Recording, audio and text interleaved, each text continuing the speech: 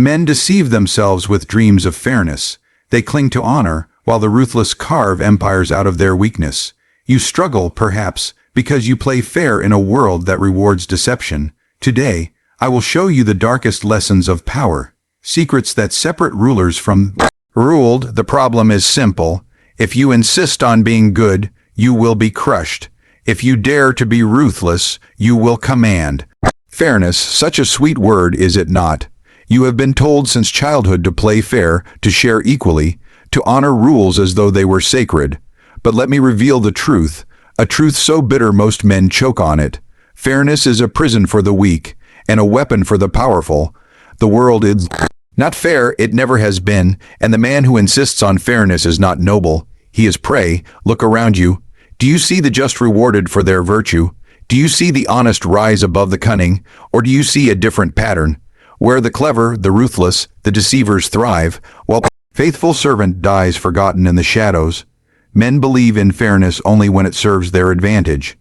Once advantage demands otherwise, fairness is cast aside like a broken sword. History is littered with those who played fair and lost everything for it. Consider the soldier who refuses to strike a wounded enemy because he wishes to be honorable. He dies by the hand of the very man he spared. Consider the merchant who keeps his prices honest, while his rival cheats the scales and fattens his purse. Which one grows rich? Which one becomes master of the market? You too have felt this. Perhaps you have played fair with colleagues only to watch them steal credit for your work. Perhaps you trusted a friend to honor his word, and instead he used your loyalty as a noose around your neck. And yet, even after betrayal, you cling to fairness as though it were armor. It is not armor, it is shackles. Shackles forged by those who wish to rule you. Understand this. The rulers of the world know that fairness is a story told to keep the masses obedient. Kings preach fairness, yet seize land. Leaders proclaim justice, yet bend laws to their will. Even in your time, in your world of business and politics, the most powerful mouths speak of equality and fairness, while their hands secretly write contracts that bleed you dry. Fairness is propaganda. It is a costume. And if you wear it too sincerely, you walk straight into the jaws of those who designed it. There is no fairness in the jungle, no fairness in war, no fairness in the struggle for survival. The lion does not ask permission before devouring the lamb. The conqueror does not split spoils evenly with the conquered. And yet yes, you are told to fight with your hands tied, while your enemies carry daggers in their cloaks. Do you see the absurdity? Do you see why fairness is not a shield, but a suicide pact? Let me tell you a secret most rulers never confess. Fairness exists only when the powerful choose it. It is not universal. It is not eternal. It is selective. The king may grant fairness to his people, but only when it suits his throne. The general may treat prisoners fairly, but only if it maintains his army's reputation. And you may act fairly, but only if it strengthens your position. The moment fairness weakens you, abandon it. Because here lies the great folly. Men assume fairness binds all equally. They think rules restrain both master and servant alike. But rules are chains designed for the servant. The master holds the key. The master writes the rulebook and revises it when it no longer serves him. If you play fair while others do not, you have already lost. Tell me, do you admire the wolf who refuses to hunt because the deer is unarmed? Do you praise the general who refuses to flank his enemy because it would be unfair? No. You call them fools because they abandoned victory for illusion. And yet, in your daily life, you do exactly this. You give mercy to rivals who will show you none. You obey rules written by those who never intended to obey them. You wait patiently for fairness, while the ruthless seize the throne from beneath you. The truth is harsh, but I will not soften it. Fairness is a luxury, afforded only to those already in power. When you have secured your throne, when your enemies are broken, when your wealth is unquestioned, then, and only then, can you afford the performance of fairness. Then you may act as the magnanimous ruler, generous and just. But until that moment, fairness is poison in your veins. You must train your mind to see fairness as others truly use it, not as principle, but as strategy. When you hear a man cry for fairness, ask yourself, does he truly desire justice, or is he luring you into a cage where he can feast upon your restraint? When your enemy speaks of rules, remember that he is counting on you to obey. them while he sharpens his knife. Those who rise to power understand this game instinctively. They bend fairness when it suits them, discard it when it does not. They play the noble when the crowd watches, but in the shadows they play the wolf. You must learn to do the same, otherwise you will forever be the lamb fattened with dreams of fairness, waiting to be devoured. Mercy, kindness, forgiveness, words that men love to worship, but words that often destroy those foolish enough to wield them carelessly. For while compassion may comfort the weak, ruthlessness is the weapon of rulers. The world is not moved by soft hands. It is shaped by decisive strikes, by cruelty that is not random but calculated, by the cold ability to do what others are too timid to do. Men admire mercy only when it costs them nothing, but a ruler who is merciful without measure invites chaos. Mercy without calculation is not virtue. It is weakness dressed in noble clothes. Understand this. It is far better to commit one act of decisive cruelty that secures your power than to show endless kindness that breeds rebellion.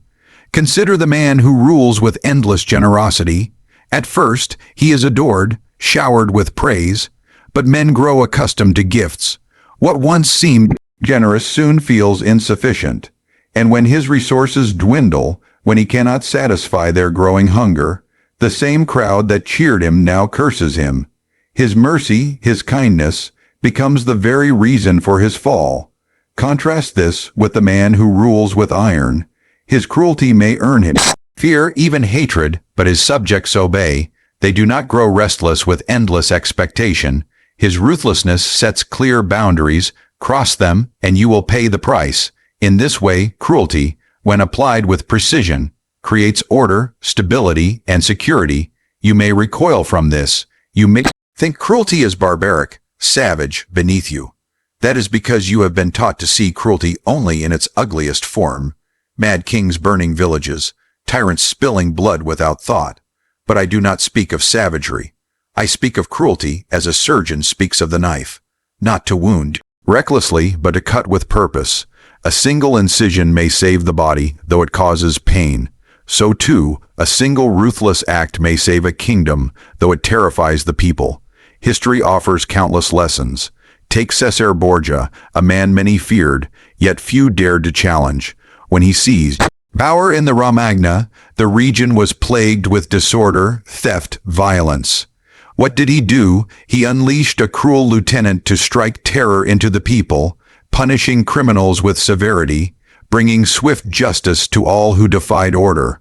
Once the land was subdued, once obedience was secured, Borgia then removed this lieutenant in a dramatic spectacle, executing him publicly to win the love of the people. One calculated act of cruelty restored order, and one decisive execution restored trust. Ruthlessness was not his downfall, it was his tool of mastery. Contrast this with rulers who feared to act decisively, who hesitated at the moment they should have struck. They allowed rebellion to fester, enemies to gather strength, rivals to whisper in the shadows. When finally they acted, it was too late. Their weakness invited bloodshed far worse than any single ruthless decision might have caused. Their kingdoms fell, not because they were cruel, but because they were too merciful when the situation demanded severity. You must learn this distinction. Ruthlessness is not recklessness. It is not cruelty for its own sake. It is cruelty guided by reason, directed with precision, applied sparingly but decisively. Like poison, it kills when swallowed in excess, but in the right dose it can cure. A leader who is ruthless at the right moment often spares his people greater suffering in the long run. Think of your own life.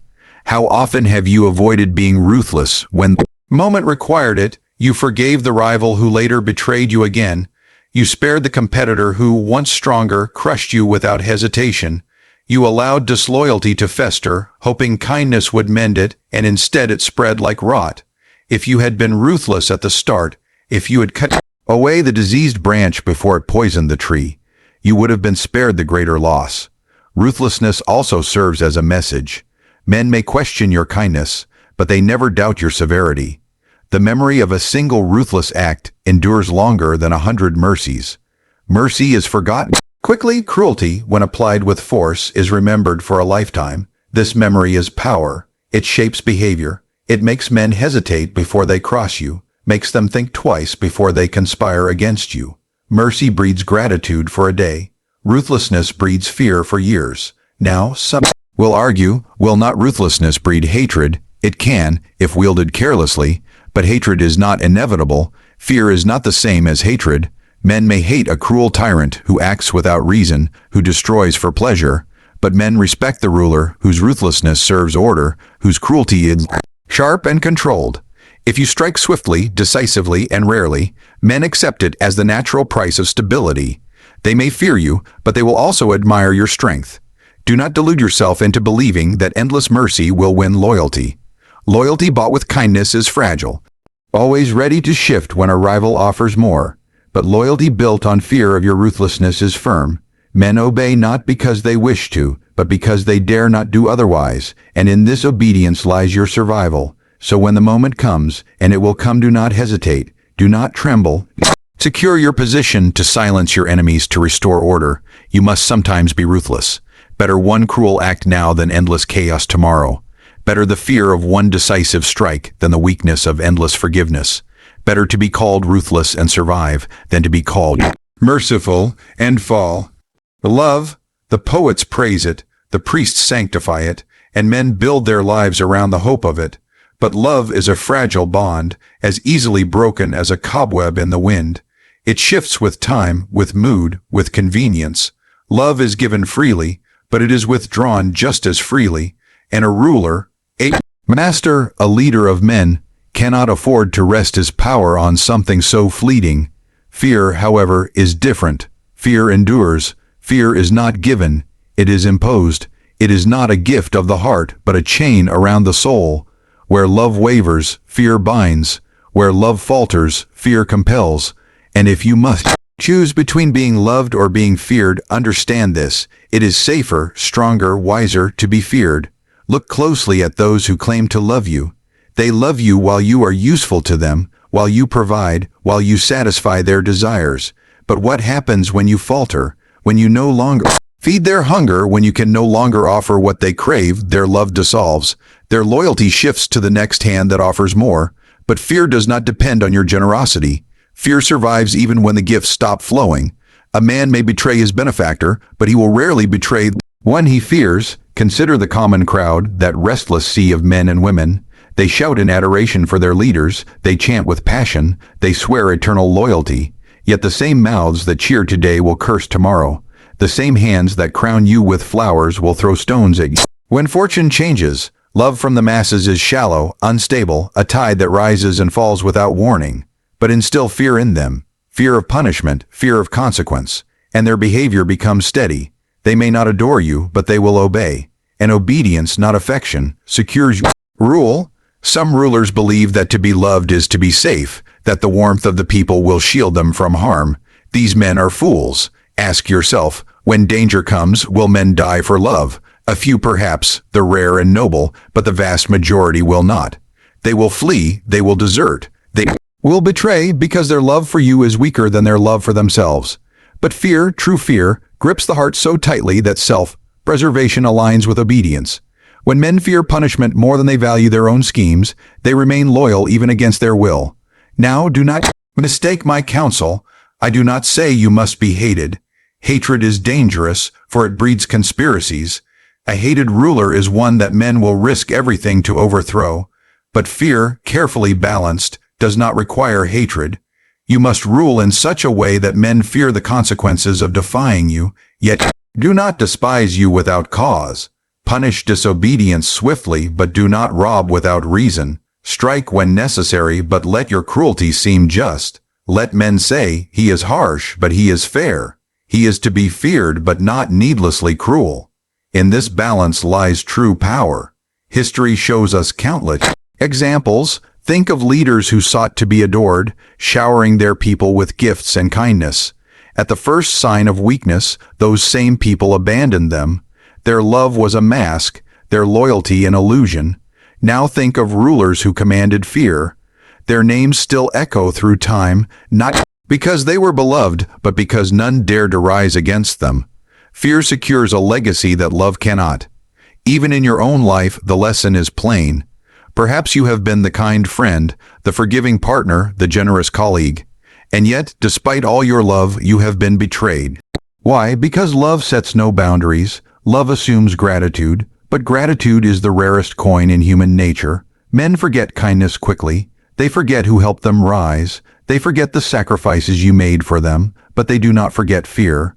They do not forget the one who punished them when they cross the line. That memory, that dread, stays sharp in their minds, long after love has vanished.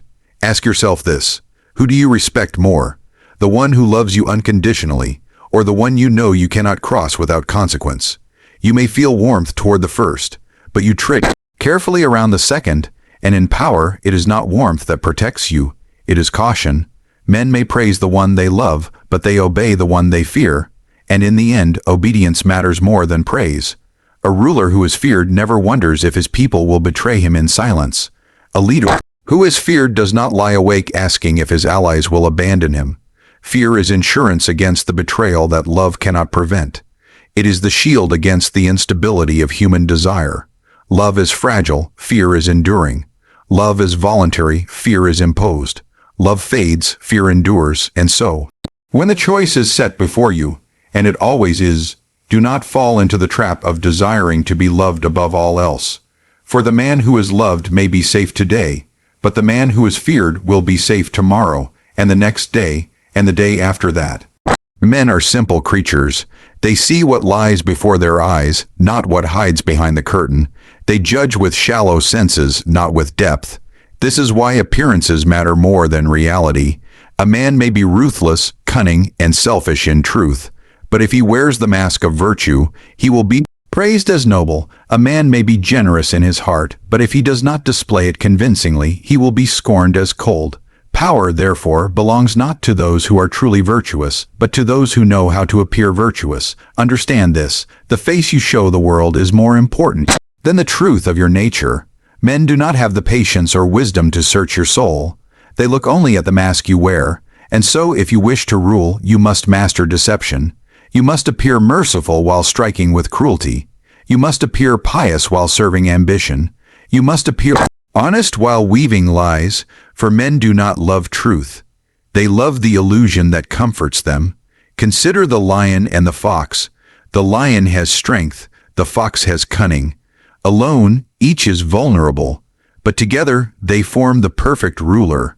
The lion represents force, the power to strike.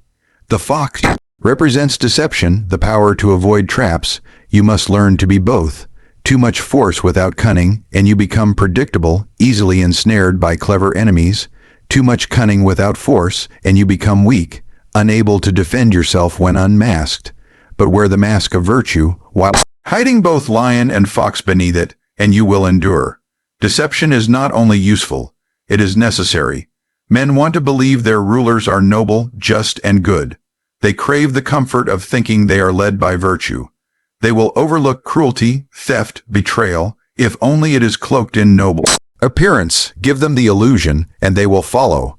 Reveal the truth too openly, and they will hate you, not because of your actions, but because you stripped away the mask they wished to see.